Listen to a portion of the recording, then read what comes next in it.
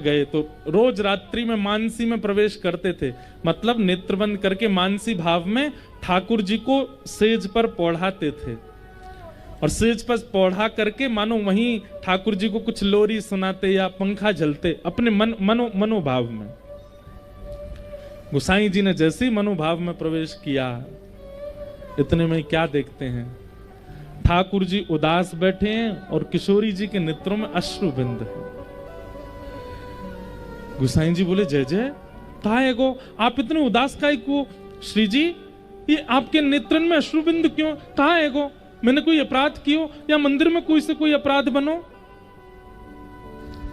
किशोरी जी बोली, आप बस इनको लाला मानो अपनो, इन्हीं को लाला मान करके इनकी सेवा करोगे, इनको उठाओगे, इनको खवाओगे, इनको सुवाओगे, इनको अपना पुत्र मानो। कभी कोई पूछे कितने बालक, तो 8 बालक कहो, एक ये हैं, 7 आपके अन्य पुत्र हैं।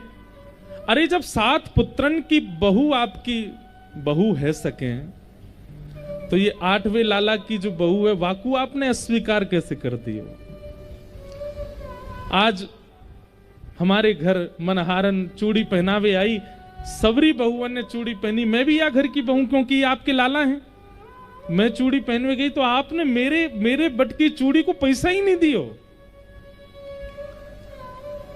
गुसाई जी तो भाव विह्वल हो गए, नेत्र सजल हो गए, बोले हे श्री जी, हे श्यामा जी, मुझको क्षमा कर दो। बोले नहीं, आप तो इन्हीं को लाला मानो, पर इन लाला की सर्वस्व हम हैं, आप हमको बेटे, हमको अपनी बहू ना मानो। गोसाई जी आधी रात में गए, मनहारन को दुगना पैसा दे के आए और आकर के ठाकुर जी से क्षमा याचना करने लगे, श्री जी से याचना करने लगे। ये बात हमने क्यों बताई, आपने तो संबंध माना, आपने मान लीजिए ठाकुर जी को अपना भाई माना, तो ठाकुर जी को भाई मानते ही ठाकुर जी के जितने संबंधी हैं वे भी सब आपके हैं। फिर किशोरी जी आपको अपना देवरी मानेंगी क्यों, आप ठाकुर जी को अपना भैया मानते हो, आप ठाकुर जी को अपना पुत्र मानते हो, तो श्री जी आपको अपना सास ससुर ही मानेंगी। बोले कि ये इनके बेटा हैं तो हम इनकी बहू हैं।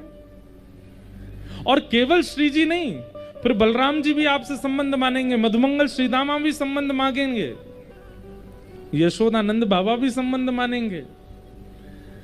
इसलिए संबंध या तो ठाकुर जी से बनाना नहीं, और बनाओ तो उसका निर्वहन कीजिएगा।